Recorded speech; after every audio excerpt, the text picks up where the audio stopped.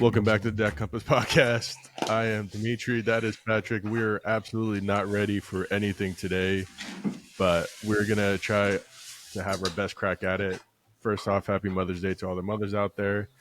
And last week's segment, we talked about mental health and kind of men's mental health specifically. Today we're going to discuss more so along the lines of our children and kind of what our roles are to help them kind of, traverse the jungle of brain cells and thoughts throughout their life to get them into a better space mentally than we were at their age.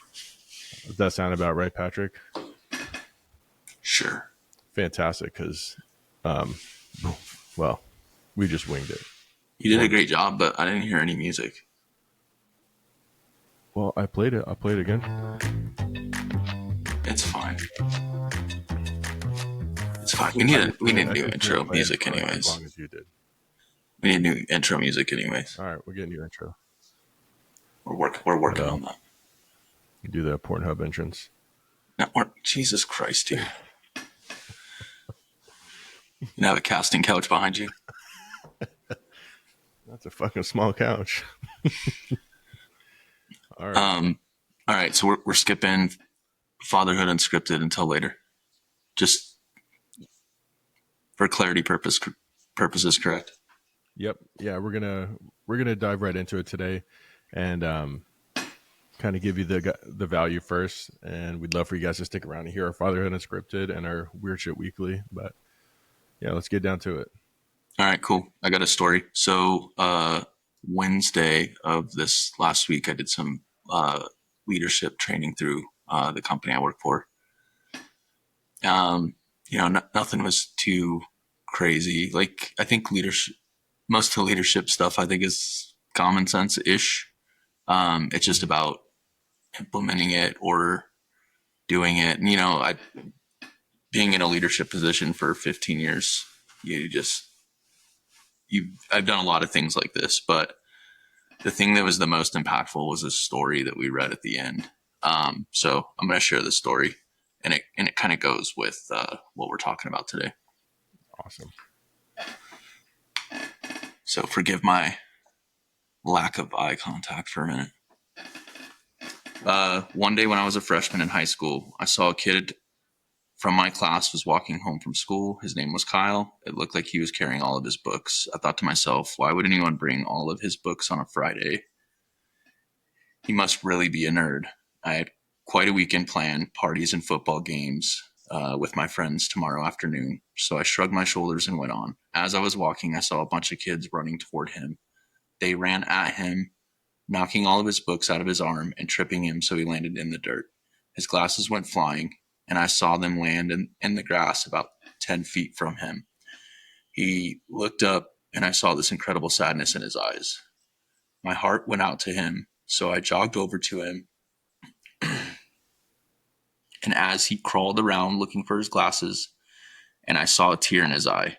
As I handed him his glasses, I said, "Those guys are jerks. They really should get lives." He looked at me and said, "Hey, thanks."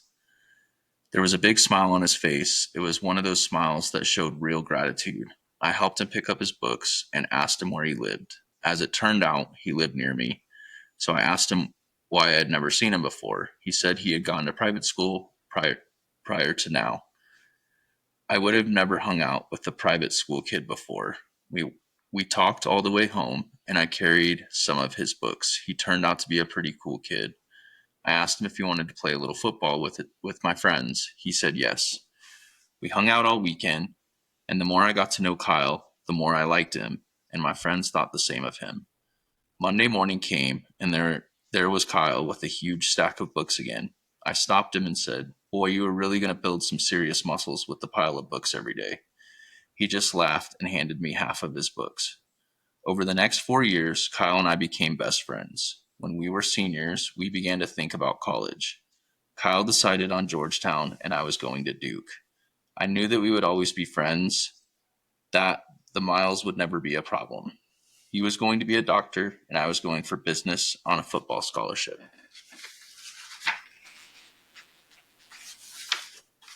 Kyle was the valedictorian of our class. I teased him all the time about being a nerd. He had to prepare a speech for graduation. I was so glad it wasn't me having to get up there and speak. On graduation day, I saw Kyle. He looked great. He was one of those guys that really found himself during high school. He filled out, actually looked good in glasses. He had more dates than I had, and all the girls loved him. Boy, sometimes I was jealous. Today was one of those days. I could see that he was nervous about his speech, so I smacked him on the back and said, "Hey, big guy, you'll be great." He looked at me with one of those looks, the really grateful ones, and smiled. "Thanks." As he started his speech, he cleared his throat and began. Graduation is a time to thank those who helped you make it through those tough years. Your parents, your teachers, your siblings, maybe a coach, but mostly your friends. I am here to tell all of you, sorry. I am here to tell all of you that being a friend to someone is the best gift you can give them. I am going to tell you a story. I just looked at my friend with disbelief as he told the story of the first day we met. He had planned to kill himself over the weekend. He talked of how he had cleaned out his locker so his mom wouldn't have to do it later and was carrying his stuff home. He looked hard at me and gave me a little smile. Thankfully, I was saved. My friend saved me from doing the unspeakable. I heard the gasp go through the crowd as this handsome, popular boy told us all about the weakest moment. I saw his mom and dad looking at me and smiling that same grateful smile. Not until that moment did I realize its depth. Never underestimate the power of your actions. With one small gesture, you can change a person's life for better or for worse.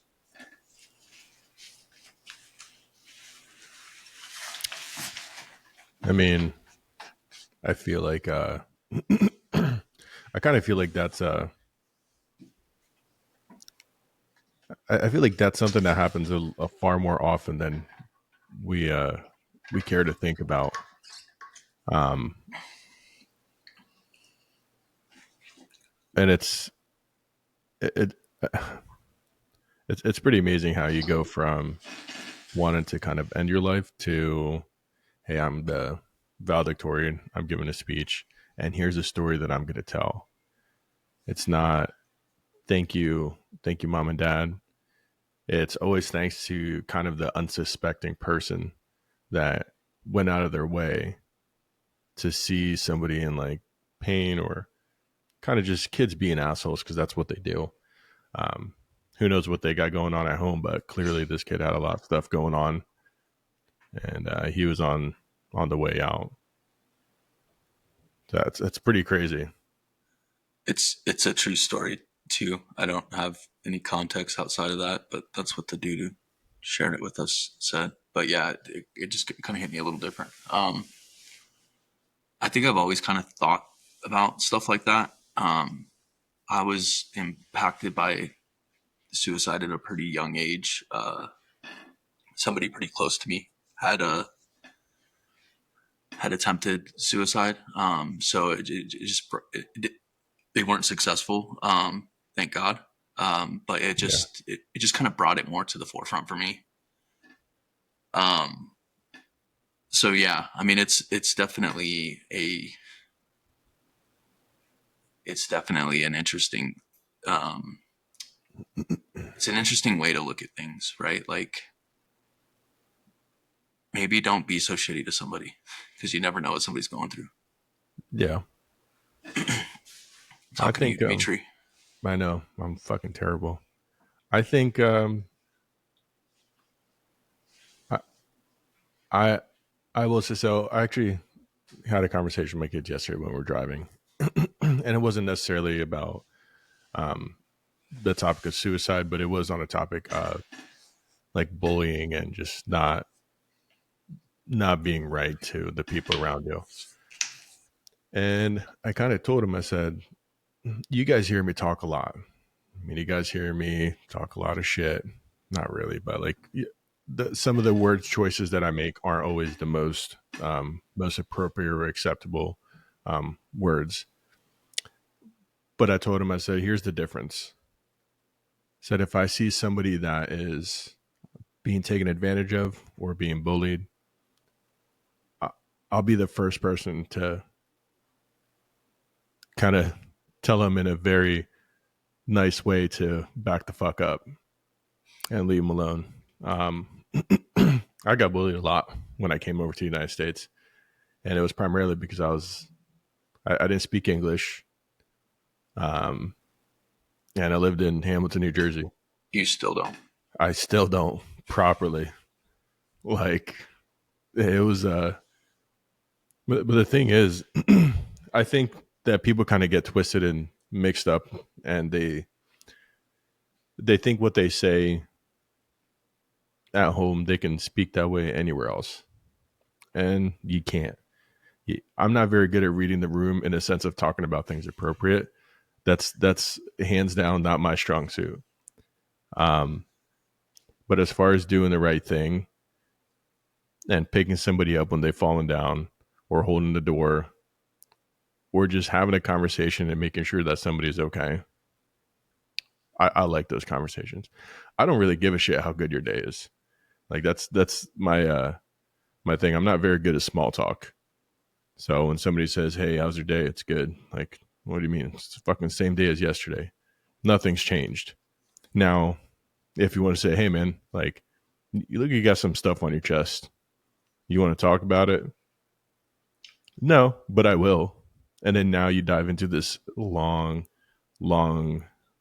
conversation with somebody, even a stranger, that you speak in your mind to them, and them being able to listen is going to do wonders for you and them, and vice versa. They're going to be able to speak to you. Yeah, I don't think we have enough of that. I think people are kind of so within themselves that they don't want to speak to the people around them, and especially let them in. Like that vulnerability as a man, we don't really want to have that. We want to feel strong in our resolve and behavior, mental fortitude when that wall is crumbling. Yeah, for sure. So let's talk about. So between the two of us, we got six boys. I mean, obviously, we have another 4 girls. Jesus Christ, we have 10 kids between the two of us. But I guess let's talk about suicide at like a teenage level, or maybe it's not even. I don't even know if we have to say suicide. We Like can just say bullying. Yeah, depression. I mean, suicide's a part of it. Like Well, yeah, maybe it's yeah, not a. You said for that you sure. did some research and it wasn't that high of a top. Like it wasn't that high of an amount. But like, what was the statistic that you got? All right, so suicide is the second leading cause of death among people from the ages of 15 to 24. I'm assuming drugs is probably number one, is what I Yeah, would guess. that's not It could be cancer. car accidents too. Yeah. Um, and suicide rates for 15 to 19-year-olds have jumped up by 29% in the past 10 years. What do you think that is? Fucking social media, dude. All right. I mean, How so? that's my guess, because it goes back to the bullying thing. People are super tough on the internet, Yeah. and they And I say agree with you. I they just they say shit that they wouldn't say to your face. yeah. What do you think people are so like confident in that? Um, I mean, because they don't. I think they just think that they're untouchable. You know, when you're in Pennsylvania and I'm in Colorado, it's easy for you to talk shit. What am I gonna get on a fucking plane and knock on your door? You know what I'm saying? Like, May give you a hug. oh, I know you'd give me a hug. I'd give you a hug too. Um, but I think that has a lot to do with it. You know, Yeah. keyboard warriors or whatever the hell they're called, but just trolls in general. Like, That would be my best guess. I also, and I haven't looked this up, but I feel like social media impacts like normal people's suicide, because you see, and I think we talked yeah. about this when we first got going, but you see somebody's living a really good life because that's what they're portraying on Facebook or Yeah. X or whatever the fuck You got to you're live up to following. it. But yeah, I would guess that would be why it's up the last 10 years. That's fair. I think yeah, I would agree. Social media is a bitch, and people definitely feel a lot more capable of saying certain things while they're behind a screen or a keyboard and nobody knows. It's like that. I think it's that anonymity of it that people they get power from it. Okay, well, there's no repercussions if I call said person XYZ. You know,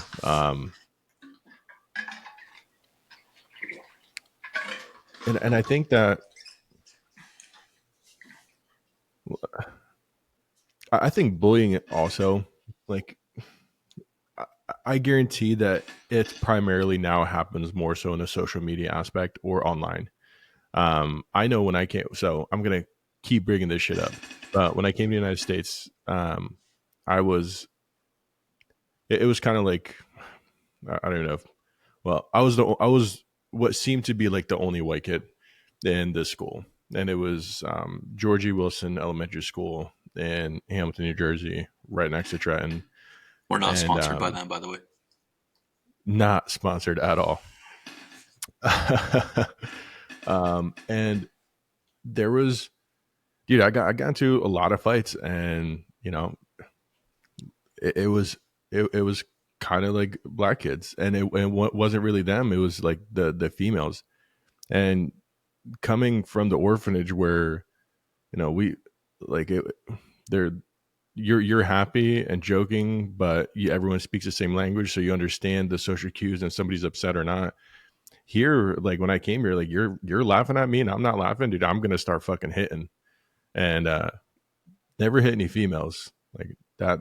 I'm 100% against that. But I'd be walking and I'd have like a gaggle of girls come up and like push my head into the, like, fucking slam my head on the concrete or the brick walls of the building, and I'd be so fucking livid, and you can't do anything. So I think a lot of, like, it was just like bullying sucks.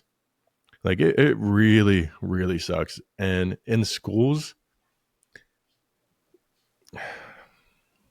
I don't think that people do enough about it and take it seriously enough to say, okay, well, it's going to impact you. Um, like my mom got, I think she had one or two lawsuits from the same family against that they were ready to file because I kept beating up their kid. But I did it because he was making fun of me. So I you mean, look I like the fucking bully. grabbed this kid by the arm and I swung him around like it was like I was doing shot put with him. Like, Um, can't do it. um, yeah, it wasn't a huge issue where I grew up. I mean, at my first 4 years of school was in Aurora, and I just Mm-hmm. don't recall that being a thing up Yeah. until fourth grade. But then out in Deer Trail, it's just different. It's different out there. Everybody knew each other, right? Small Yeah, community. yeah, yeah. It was just different. I wouldn't say that there wasn't bullying. I wasn't bullied, and I wasn't the bullier, I guess. And I just didn't see it much. And there was kids that were different, and there was kids that poverty. I think is typically a good, not a good reason, a common reason of Yeah. people getting bullied, and there was definitely that. But I just don't remember bullying being like a huge thing. And then in high school, yeah, it was just different. Like we didn't have, I think we had little cliques a little bit, but you just saw people meshing with. There was quite a few people that would just like float between all of the Yeah. groups. Yeah, it just what really wasn't a thing where I grew up. But and my kid's school is small as well, and it's K through 12. Yeah. So That's crazy, dude. most of the kids that they are friends with, they've known for years and have Yeah. gone. They go to school together.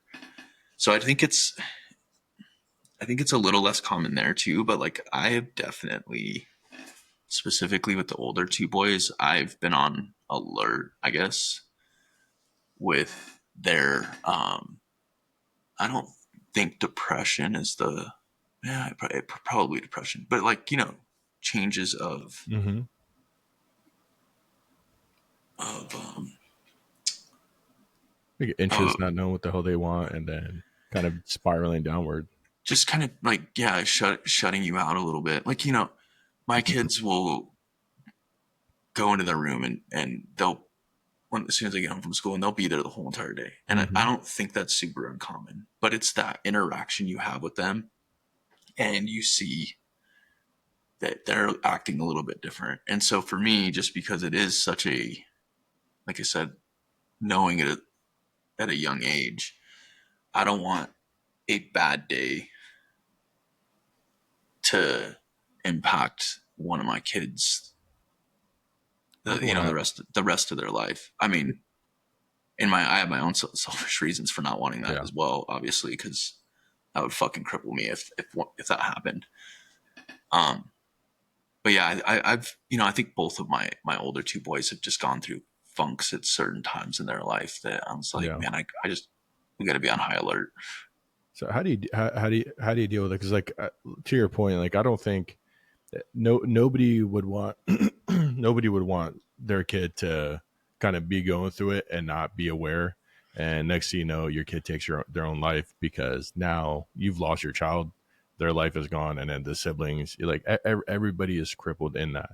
So how do you personally, um, how do you coerce all the details out of their like emotions or their feelings or what's really going on in their head?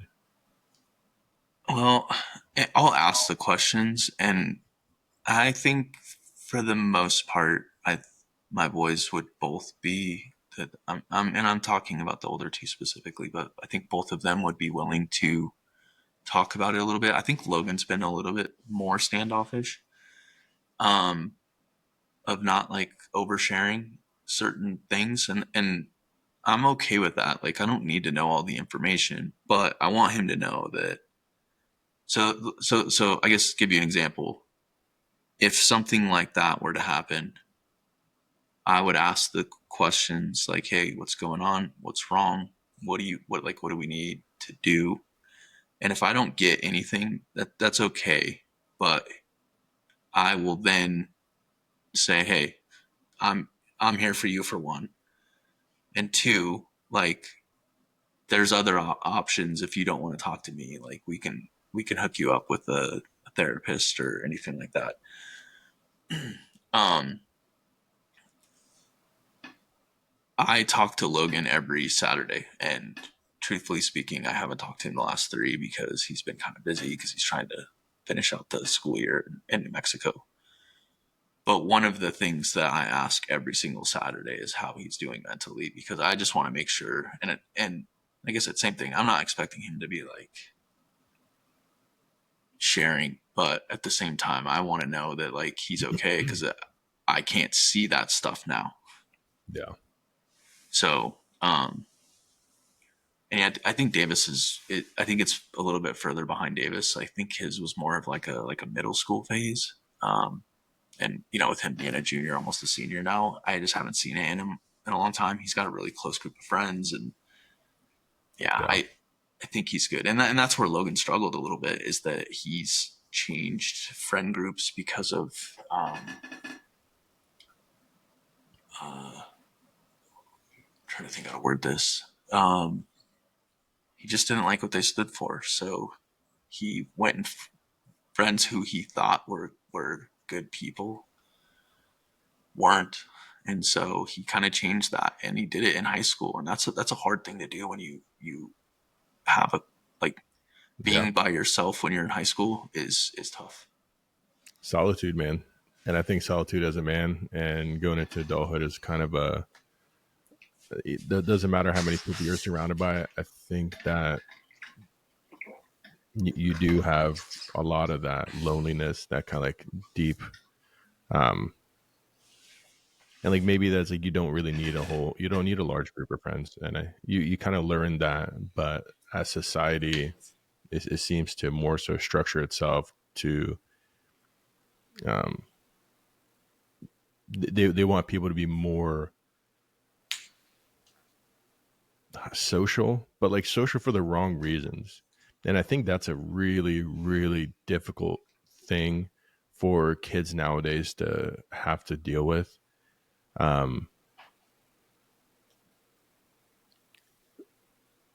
Like you played sports growing up, right? Yes, sir. So same with me.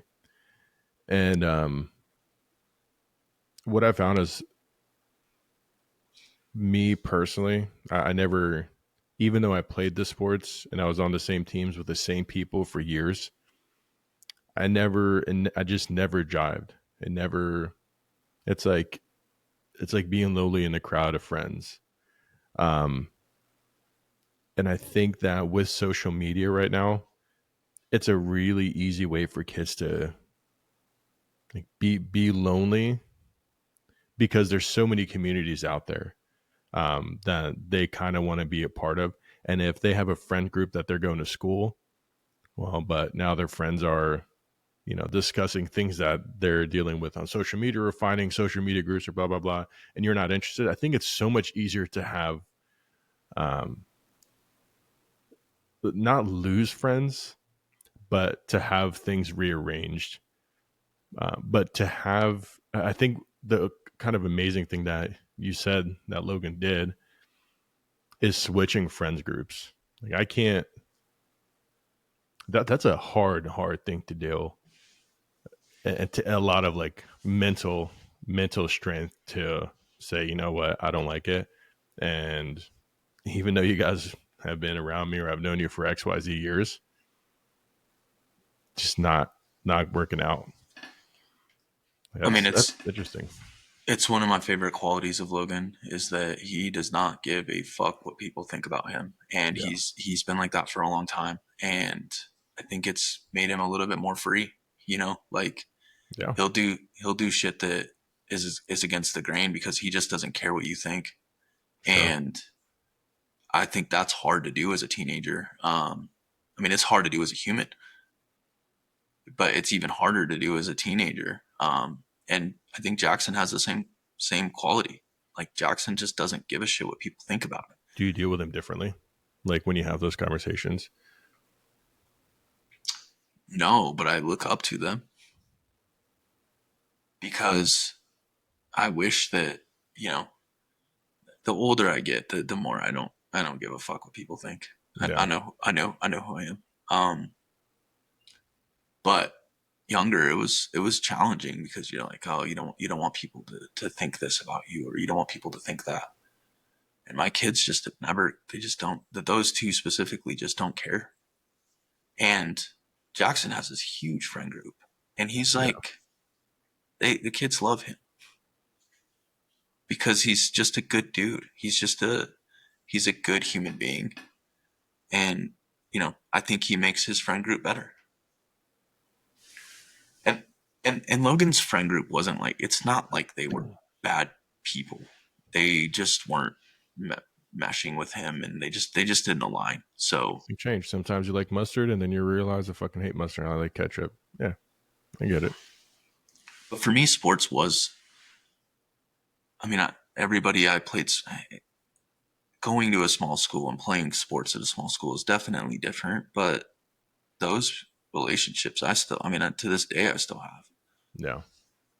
30 years later. So, um, it's kind of sucky that it didn't work. That didn't work out for you, but you didn't play in high school, right? It was like a, I played so I think I played from like 9 to 12, like basketball, soccer, baseball.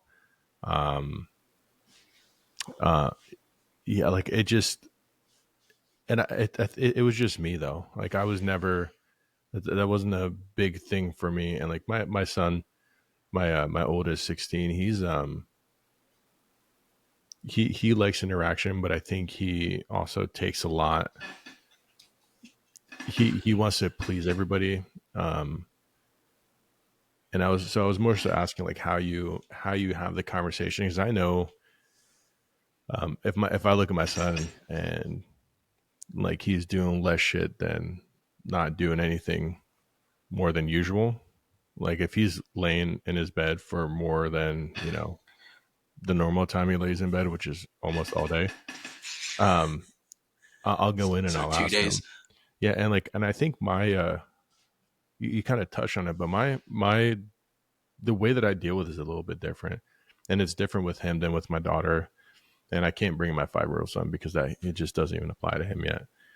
Um, with Ian, I'll stand there and be like, dude, I got all day, man. Like I know you don't want to talk about it.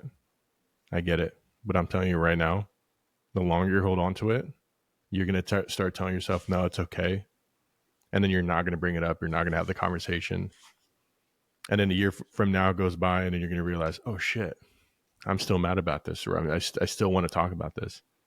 So I kind of, I don't want to say I force him, but like, yeah, I 100% force him. I'm like, I'm not gonna leave until you have the conversation, and it always goes through this similar structure where I'll say, "What's going on?" And he'll be like, "Nothing." I'm like, "All right, dude. Like, what's actually going on?" I was like, "You can say nothing 1,000 times, and I'm not gonna move." All right. So when you want to talk, you just lift your head up and have the conversation, and I'll still be standing there. And sometimes it'll take like 15 minutes, dude. No joke. Um, maybe some people they're like, well, you can't fucking do that. But I've realized and I've learned this. What to say? Pressure makes a diamond. So in order for certain things to come out, you have to be put under a little bit of pressure. I don't think that giving your kids a Hershey kiss every time that they wet their ass is necessary. I don't think that tell them that they're awesome every single day is necessary. I think that having genuine conversation and having them really like understand. I only tell my kids I'm proud of them when I'm actually proud of them. I only say good job when they did a good job, not when they feel like they did a good job. I don't care if you feel like you did a good job because at the end of the day, you might feel like you did a good job, but the whole world's going to say it looks like shit, or the whole world's going to tell you did great when you did a terrible job. Honesty is the best policy in my book. We're going back to this again, huh? Well, I mean, kind of, but the way that I deal with him is very, very much so. Like I take his feelings into account, but I also take his future feelings into account. I take his future mental health seriously enough that I can't just be like, oh well, you don't want to talk about it. All right, like it's okay. Um, and I think that's just because I didn't have that when I was growing up. I didn't have somebody not like berate me, but I didn't have somebody that would kind of force me to open up and have the conversations. Um, and when he has them, he goes through a little breakdown, but then he gets this courage and strength to go ahead and usually it's stuff to deal with his dad. Um, and as much as I don't like his dad, man, I love my son, and I'm gonna like you want to ask a question or have a conversation. I'm gonna force you to have that question and that conversation with your dad. Like, and I'm not saying I'm not having those conversations. I am, but when he has questions for that other half, I'm really hard on telling him, hey, you gotta have the courage and ask. You need to be able to ask the things you want when the people are still there, and then Yeah. Sorry. no, say then he'll break down. Um, but then it's just like it's so much better. You could see the relief, and it doesn't last forever. It lasts for like the rest of the day. The next day they might have similar things come up, but I'm not going to berate them because they're fucking upset that there's no bread for their sandwich. Like, fuck you, no sandwich for you then. Yeah, I think with Davis, I'm probably a little bit more like that. Logan is a little bit different, so I definitely treat that whole situation a little bit different. But Yeah. Davis will usually be like, "Hey, this is what's going on." Um, I think that Logan, Lo, Logan just, and sometimes Logan will share, but like sometimes he just isn't interested. So I think if that's the case, it's usually impacted by somebody in the family. So whether Oh yeah, it's myself or his mother or his one of his siblings, that's when he's like less likely to share. Just I but think it's our job to because force it out of them. yeah, it's I don't know, man. It's just different. It's just different with Logan. David, like I said, Davis, it doesn't take much, and Still he'll means, share. yeah. Well, my daughter, I just give her a hug, or I'll just give her a look, or I just won't say anything, and I'll say, "You just need a hug," and I give her a hug, and she breaks down, and her biggest gripe is that she's the middle child and she's the only girl. And I'm like, well, tough shit. I'm not having another girl because I have one of you and you're enough. What I Right. mean is, it is so much to have a daughter. Like I'm trying to deal with my own emotional shit, and now I have to like deal with the teenagers and yours. It's a lot, man. Like God forbid when their periods go. What it was that they unify, they become in sync. Dude, it's gonna be terrible. It's like India and Pakistan right now. You got everybody with nukes running around. Um, so how do you? I got a question for you, and this is maybe a hot take. Um, how much of the responsibility do you feel is on the parents if their kids are going through it and they don't have the discussions about their mental health? And I know this is probably like a touchy subject for some people, but when you talk about suicide and kids, I know families are impacted, but I also want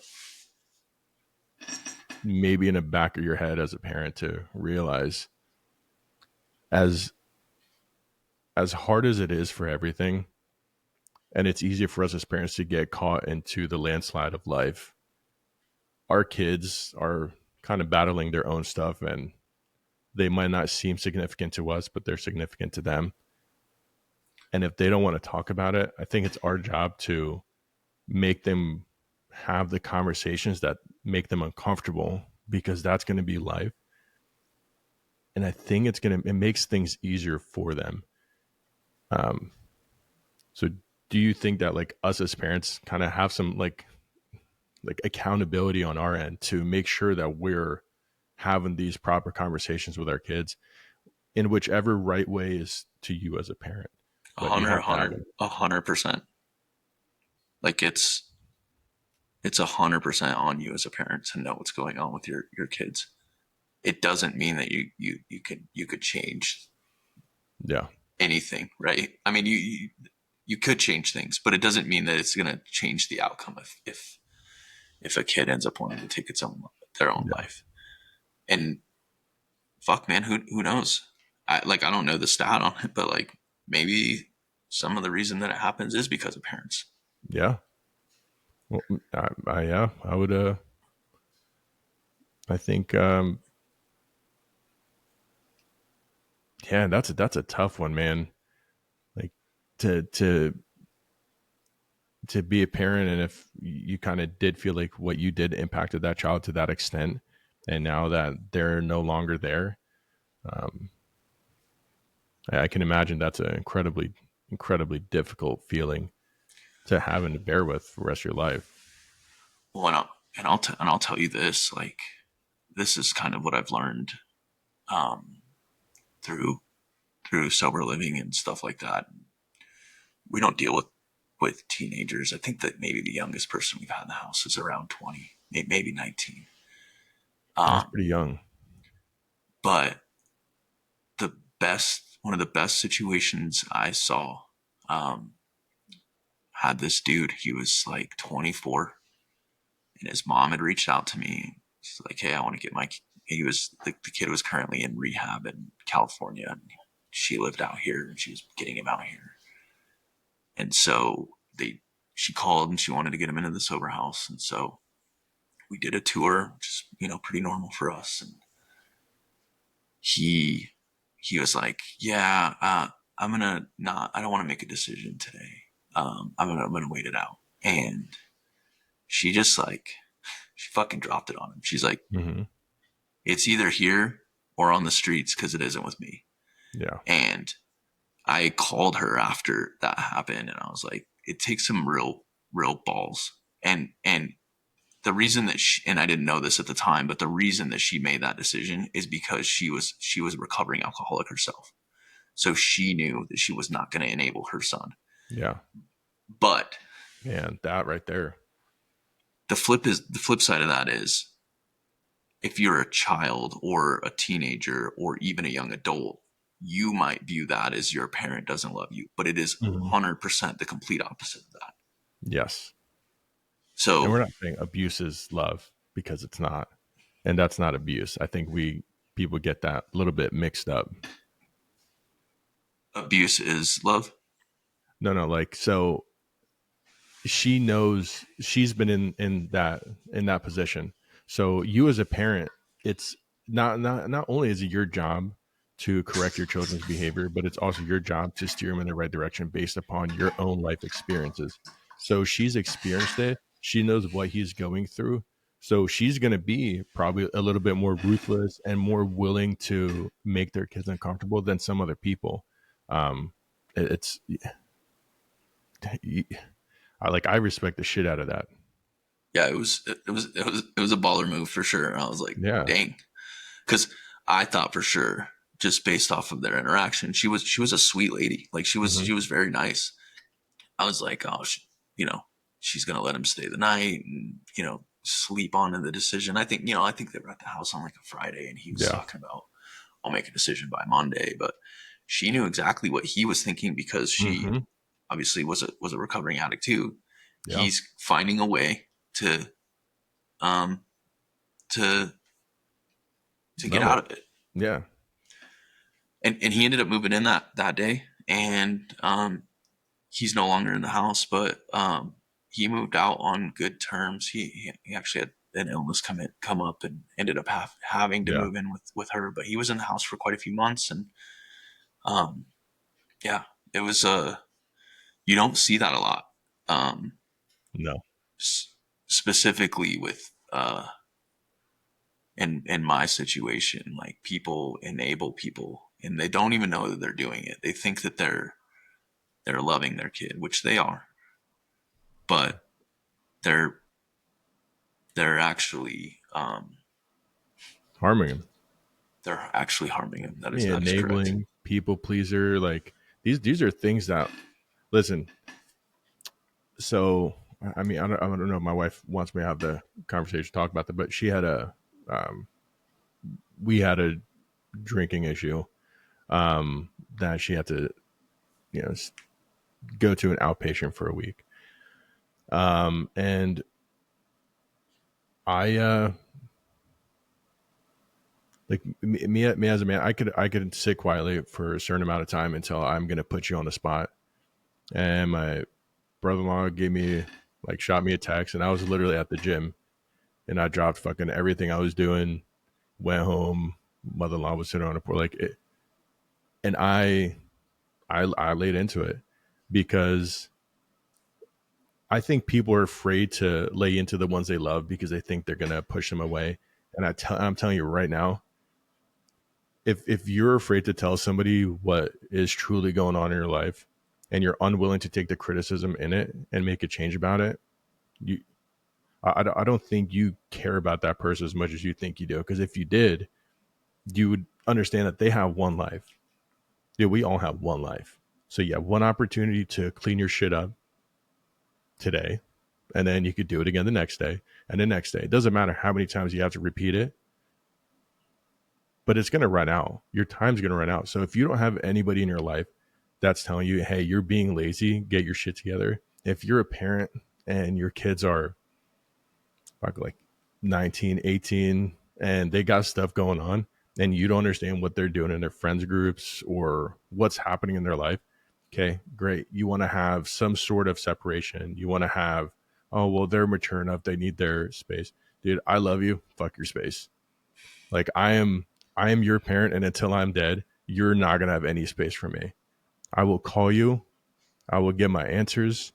I will interrogate you, not because I don't care, but because I want to know what's going on so I can make the proper assessment and make my judgment. Because my judgment is based on fact. I can't assume things, because if I assume things, I make an ass of you and me. But I also try not to assume things, because the assumption, if you're making an assumption of something new that's going on in your kid's life, you're probably going to be wrong. But if it's a repeated habit, and take alcohol, right? Because you deal with sober living. You have people that are drug addicts. You have kids that are like in high school and now they're smoking, and next thing you know, all their kids are smoking weed, and now you got one kid that's like, oh dude, let's just try fucking heroin. And it turns into this spiraling staircase, like to go way, way down into that basement. And if dude, be strong enough for your kids to know what the hell they're doing. I don't care if my kids think that I might be overbearing. I don't, because I know when they're adults and they're not going to have to deal with certain things, they're going to be thankful for it, because I certainly am thankful with my mom. Well, it's the friend versus parent, right? You're not their friend. You're their parent, and so Mm-mm. that's what you need to do. And in the long run, you know, I I have a feeling that like when I get older, me and my boys will all be pretty close, and it will be Yeah. more like a friendship. And I think that that's acceptable when they turn into adults. But right now, you need to be the parent, and you need to make parent decisions. Teach them Um, what the right way to care is. yep, Like, how do you know? Because this world's twisted right now. you're twisted. I am twisted, dude. People are like, I don't, I can't fathom uh, the whole. I'm gonna say gentle parenting, but the reality of it is, like, your kids do need some of that. They do, but they also need to get the reality of things. And I think a lot of people are doing a fucking really bad job at telling their kids what's right and wrong, and their moral compass is so screwed up that they don't know. So when they're getting to these situations where their friends are offering this or that, or people are bullying somebody else, they're not going to speak up, because they might be afraid of what fucking George or Michael or whatever the You hell. said George Michael. George Michael, yeah, whatever they might say, Jim or Carrie, you know what I mean, or Tom or Cruz, like who You're knows what these people stupid. are gonna You're fucking so say. stupid. But like they don't speak up, because I don't judge anybody through like through just based off of appearance. I do judge people incredibly heavily based on little things that they do, little jitters, the way that their face moves. Like I'm a very attentive person when it comes to that. Um, and it doesn't, you can be homeless and be the fucking all-star, dude. You could be the coolest man and just have shit go wrong. Well, what do you need at that point? Because I'm telling you right now, it's not $5. You could be a kid who's failing his school but has all the friends in the world, and that kid doesn't need more friends. Like you have to provide people with what they need, and usually that's clarity. And I don't have a lot of clarity in my life. Let me just put that out there. Like, I am a very fucking lost individual, but at the same time, mentally, where I need to be, I know where I need to be.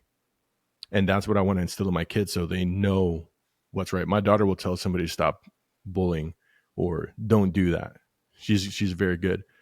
My 16-year-old, he'll stick up. Like, my kids are awesome, but they also they deal with their own shit. And I, dude, parents, man, I mean, just I parent your kids, agree. man. I I don't like other kids because of the parents. Like in if I'm in a store and your kid is running around and acting like an a-hole, I Yeah. immediately am pissed off at the Yep. kid, but it's not the fucking kid's fault. It's the No. parent's fault. Yeah. So what are you doing? Dude, we had our neighbor. So my daughter plays with this girl, Cameron.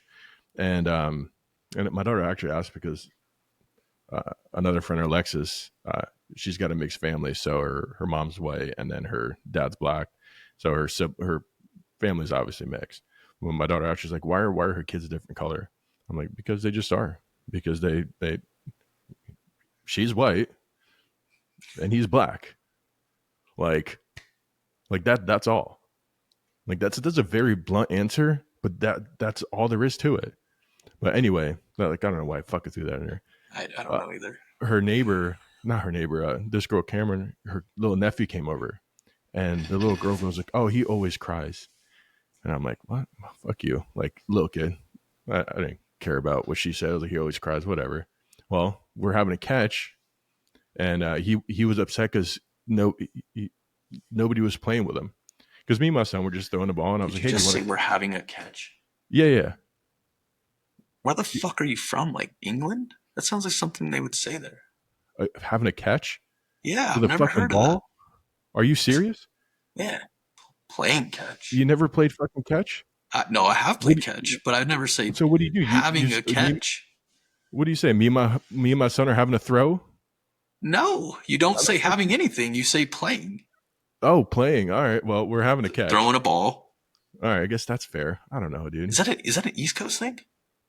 I don't know, man. Or is that a Dimitri thing? That's a I don't fucking English thing. I kind of like it.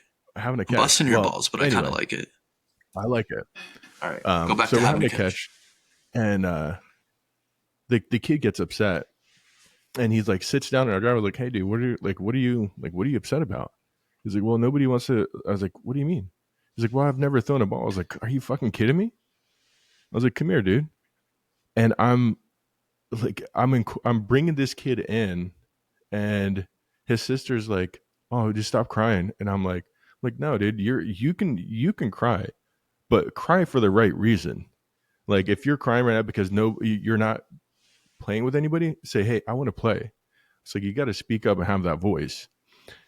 So we're having a catch anyway, and I throw the ball to him, and it fucking misses his hands, and it like taps him like you ever seen Cat Williams, not Cat Williams, or Kevin Hart talks about like bum lip, like bum came over, touches his lip, he starts fucking crazy. Anyways, this kid starts crying. I'm like, dude, I was like, what are you crying? I was like, it barely touched you. And I get down on his level, and I looked at him. I got close. Like, I mean, some people would be like, dude, you got uncomfortably close to that child. That's not yours. And I was like, why are you crying? He's like, well, it's like, because the ball hit me in my face. I was like, all right, are you bleeding? He's like, no. I was like, so are you crying because it hurt? I was like, that didn't hurt. So you're crying because it scared you. Because that ball, your hands missed it. And it tapped your face. And it scared you. And you can see the kid. It's not that his tears got sucked back into his face, but he had a little bit of clarity of why he was crying, because he wasn't crying because it hurt. He was crying because it was a shock. He was crying because it scared him, because you never know. Like I have a feeling that kid deals with some stuff at home that, he's probably just constantly getting yelled at. So he gets fucking spooked. And if a ball hits him in the face, it's like, whoa, this is kind of a reminder of what it's like at home. And after that, dude, I showed him how to throw the ball. He changed night and day. He wouldn't leave our driveway. Like, and I love that. Like, I can't stand other people's kids. Okay. But what I do love is having other kids act out and being able to sit down and have that conversation with that child, like calmly, and understand and have them understand why they're upset, because usually they just need that. And with my own kids, listen, I don't do that. So internet, fuck you. I'm very quick with my kids to be like, nope, suck it up. I don't know why you're crying. Like, oh, your hand fell off. Fuck it, grow another one.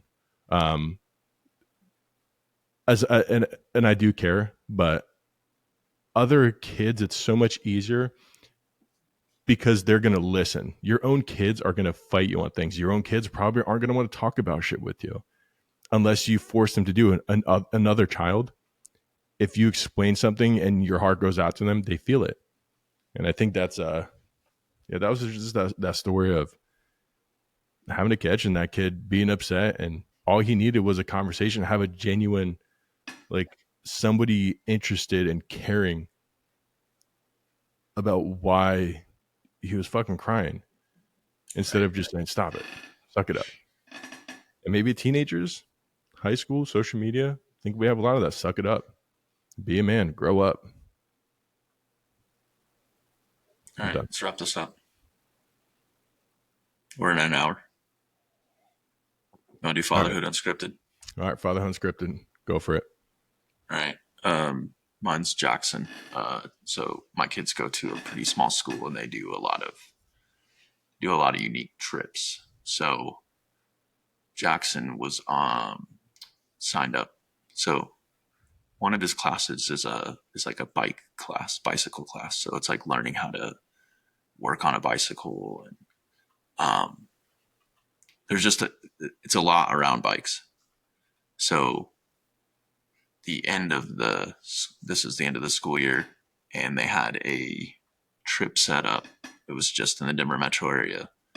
It was a 4-day bicycle trip. So they were going from state park to state park, and then they were camping in the parks. So cool, man. So they were starting on Tuesday, and they were starting at one park, going to another one on Wednesday. Yeah. Anyways, Jackson is 13, and he's a pretty small 13-year-old. He signed up for this, and they rode. So Tuesday, the weather was absolute shit.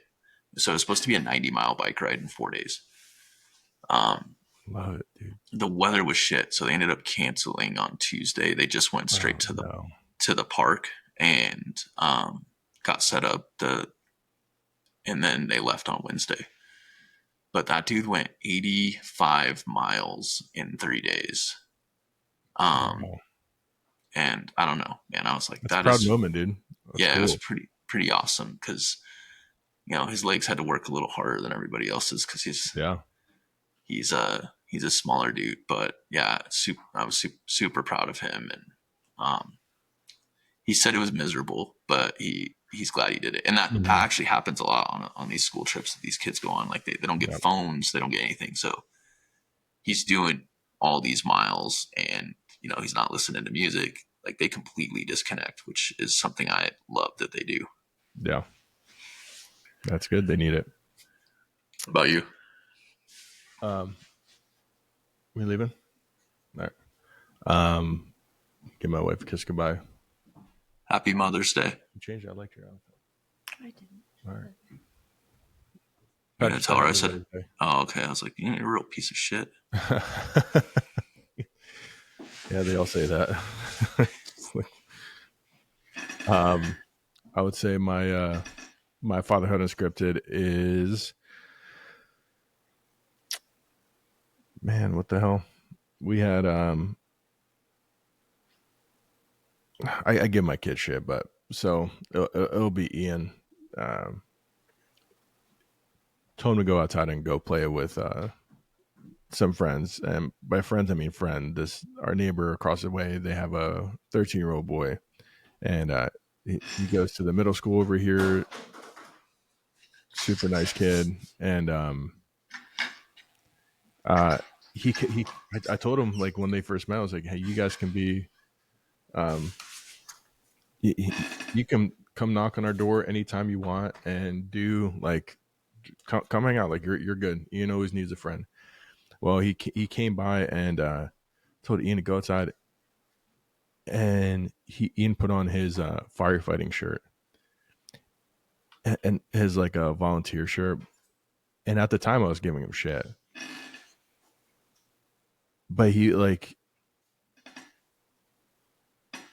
really proud of himself and doing the volunteer stuff and learning a lot of really interesting things about, potentially becoming a firefighter. and it was just, I was like, why are you put on your fucking shirt, dude? That's weird. But at the end of the day, wouldn't you do the same thing? And I think those are the kind of moments that pull me aside and I realize, well, yeah, I would have done the same. Why? Because it's pretty fucking cool, man. If I'm doing something cool, like I'm gonna want to show that off. Um, and the kid asked some questions, and like it was just, it's nice to see him. It was nice to see him in that moment, like be proud of himself. Um, and maybe I should not give him so much shit about stuff that I only think is weird now because I'm an adult. You know, if I go to Disney World, I'm probably not going to wear my Disney World shirt the next day to work and be like, hey guys, look what I fucking did. Yeah, I pet Goofy's head. You know, just most people do though. Yeah, I guess they do. Maybe I'm just fucking weird, man. No, I don't think what you're saying is weird. I think that your son should be proud of what he's doing though. For a 16-year-old, it's a pretty sweet accomplishment. He's an awesome kid. He's there's a lot of things he does that fucking irritate me, but I think that just comes with the territory of being a teenager. Like he wrote 5 fucking papers for his honors English that were all written with fucking AI. And he was, so maybe that should have been my father unscripted. I said, email me the paper, because he came downstairs like gloating about it. I was like, well, I wrote my papers. They were so good. I'm kind of amazing. And he sends me the paper and I bring him down. I was like, all right, you didn't write this shit. And he's like, yeah, I did, dude. And like got fucking mad. I was like, no, you didn't. I said, come over here. So I'm literally sitting at my computer and I have it put up on the other screen. I was like, read it. Gets past the first paragraph, barely. He's like, do you want me to keep going? I was like, yeah, I want you to keep fucking going. Read me the whole entire paper. I said, now that you got your frustration and all that shit out of the way, you didn't write it. No. Oh, I had AI help. I was like, you didn't have AI help. I said, don't fucking tell the half truth. Like, I don't care. I tell my kids, I don't care if you're going to use it. But here's the thing. Don't use it irresponsibly where your teacher's going to be able to look in and be like, yeah, definitely didn't fucking do that. Right. You got to be responsible with it. What? I just remember something. What? I have another Fatherhood Unscripted. Go ahead and keep going. I apologize. No, I think I'm done. Okay. It's funny that you said that, and I cannot believe I forgot. Logan sent me a text. It was like Monday. I'm gonna read it actually real quick, just because I'll probably butcher it if I don't, and it'll be a little bit more impactful. My professor is going to recommend my paper to be published in the next volume of Elevations, which is the main English textbook here at the University of New Mexico. Oh shit! Yeah, I was like, that's amazing, awesome, man. Wow. Yeah, I forgot about that. As soon as Jackson got back from the trip and he completed it, it was like, that's my Fatherhood Unscripted. And so I guess that's what happens when you have 7 kids. You forget. Obviously, I celebrated Logan when it happened, but I didn't think about it until you just said that. So that's amazing, man. Well, it's pretty cool. That is very cool. I hope that happens. All right, we're over time. Let's do the question and wrap this up. Let's not do weird shit weekly this week. All right. I also think, and I know this is probably a conversation for offline, but it's just how my brain works sometimes. But I think we should put Fatherhood Unscripted back at the beginning. Well, yeah, I just figured just for this week. Only reason being is, and I think we still detoured anyway. So, yeah. Well, yeah, but I mean, this usually only takes like 10 minutes. Yeah. And people care about us, Dimitri. Well, that's fair. That's fair. If you guys care about us, let us know. My mom listens to this podcast. Do any other people care about us other than Patrick's mom? Let us know. All right. And happy Mother's Day, Patrick's mom. Thank you. She's coming over. We're cooking brunch for her, so I gotta get going. All right. All right. You ready for the question? I am ready. This is going to be a fun one. I wish this was the one that I gave you last week, but oh All right. well. So I listened to the New Heights podcast with the Kelsey brothers, and a lady had called in, and so I am stealing this from another podcast, but Okay. it's a good question. You could dispense 5 different liquids from your fingers for the rest of your life. What 5 liquids are you choosing? Dude, that's so fucked up. Oh, dude. All right. Well, you guys are gonna fucking judge the shit out of me, but one out of my middle finger, I would have a mixture of semen and poop. So when people would talk shit, I would just when I flip them off, it'd be like a shit cum dispenser. I knew this was an answer I was going to get, so I knew I mean, like, I knew this question had to be asked but like, because here's the thing. Do I mix them or do I separate them? I kind of think I'm going to separate them. I'll use 2 fingers.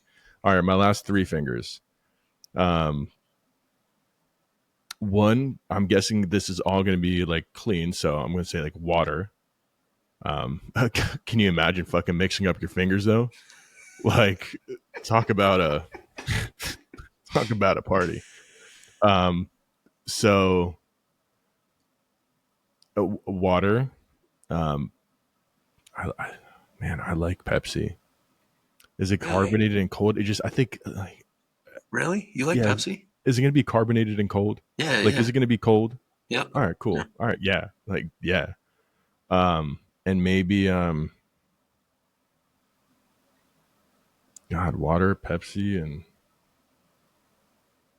I don't want to do milk because I might mix up those fucking fingers. Like, instead of putting milk in my cereal, I'm putting cum in my cereal. That's not all right. Jesus Christ. Um,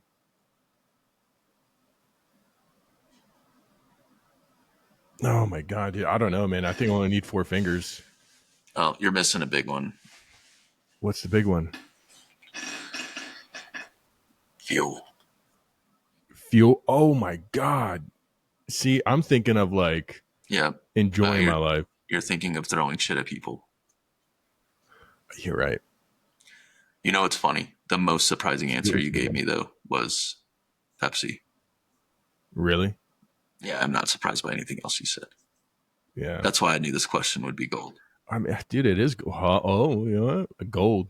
Liquid gold. Oh my God, liquid gold, not pee. All right, so what are you going with Actual the gold. 5th? I mean, gas is gold. I guess so. So like, I mean, I guess here's like the layout. Ready? Semen, poop.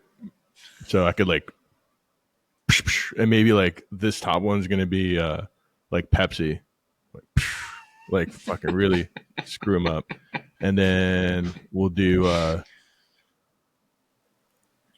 This is a fucking weird finger, dude. I think this is gonna be like, oh nope, spider webs. Be like fucking Spider-Man. No Pepsi. Water. Oh, I still got water. I still got room for water. Pepsi, fuel. I don't know, dude. I don't have enough fingers. Water, Pepsi, liquid.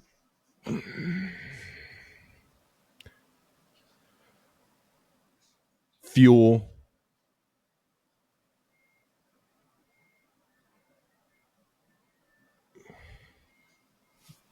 Go. I'm fucking torn. I'm going water. All right. Which finger? I'm going Modelo. I don't fucking know, dude. Pick your fingers.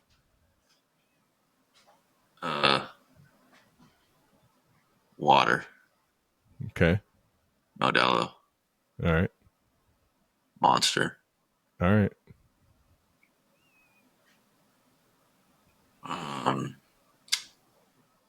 I did think about milk. Fuck that tequila. That shit's expensive. All right. And then gas. Damn. 2 of those are alcohol. I know, but it's Jeez. literally the 4 things are the only 4 things I drink. I mean, I drink some tea every once in a while, but the other 4 things are the only thing I drink. I'd be so fucking rich if I had those things coming, like all 5 of those things. I guess I'm gonna take poop out of one of my fingers. I think you should. I think it's disgusting. Yeah. Well, yeah. I mean, I don't. Yeah, dude. I asked this. Yeah, it's fucking terrible. I asked this question in our I meet with all the leads on Friday every morning, every Friday morning, and I asked this question on Friday morning. And you are not the first person that said semen. I'm like, what the fuck is wrong with you guys? I know, dude. All right, 5 fingers. I'm done. All right. Listen up, world. I got 5 fingers. All right, each finger's going to shoot a different liquid. Finger 1, fuck. Water. All right. 2, Pepsi. 3, semen, because if we're talking about like liquid gold, I'm going to go sperm bank. And I'm just going to fucking leave my finger in there and psh, next one. Psh. Like that's going to be the easiest fucking money ever. So water, Pepsi, sperm bank. I don't want to pick fucking alcohol. Gas. All right, we'll do gas, and we'll do like spider webs. So I kind of be like Spider-Man. Right. I mean, tie up bad guys like, and then, you know what I mean? Oh my god, this guy was tied up with spider webs and semen all over him. What happened? You need some help. Mental health help. Yes. Mental health. Men's Mental Health Awareness Month. That is right. All right. Well, Patrick, do you have anything else to add? No, sir. Let's wrap it up. That being said, guys, thank you so much for yet again coming and joining us here on the Dad Compass podcast. I'm your host, Dimitri. And I'm Patrick. And we hope you guys have a wonderful day. You want to say one more thing to mothers, Patrick? Oh, yeah. Happy Mother's Day to my mom, but also to all of the other mothers out there. So thank you. That's right. And then happy Mother's Day, moms. We appreciate you. Like, follow, and subscribe on all major platforms. What? Mothers, you don't have to subscribe. No? No, you can. Yeah, you can. We love you. And thank you.